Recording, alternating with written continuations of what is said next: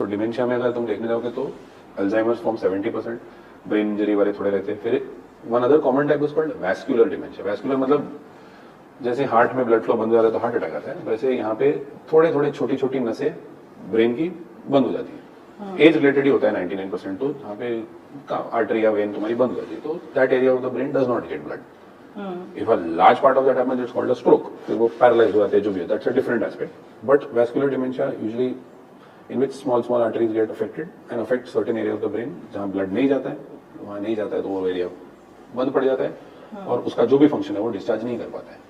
That is a very common type of dementia, vascular dementia. Then there are others called Lewy body dementia, जिसमें certain bodies are there in the brain, उसमें hallucinations होते हैं, people can actually see other people talking to them or walking around like this.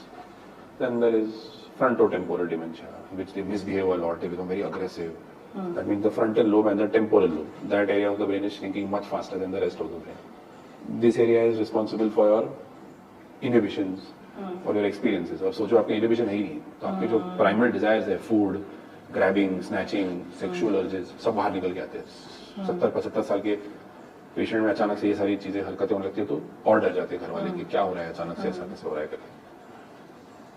Then there is one other category called as subcortical dementia. These are all cortical. Cortical मतलब the main cortex of the brain जो रहता है, जो main बड़ा जो आपका cerebellum.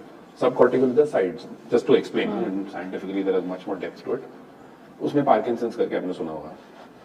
Then there are lots of other movement disorders. उसमें क्या होता है कि पहले the side parts of the brain start shrinking. So it starts off with more movement problems. So you become rigid, or you can't smile.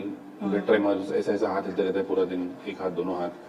Or you have movements which are like this snake-like movement, whatever. There are lots of categories in that. उसमें अगर dementia progress is reverse, उसमें पहले movements जाते हैं आपके, उसके बाद धीरे धीरे मेमोरी और बिहेवियर इफेक्ट होता है। अल्जाइमर्स में उल्टा होता है, जहाँ पे पहले मेमोरी और बिहेवियर जाता है, फिर धीरे धीरे ऑफ कोर्स श्रिंकेज होने लग जाता है।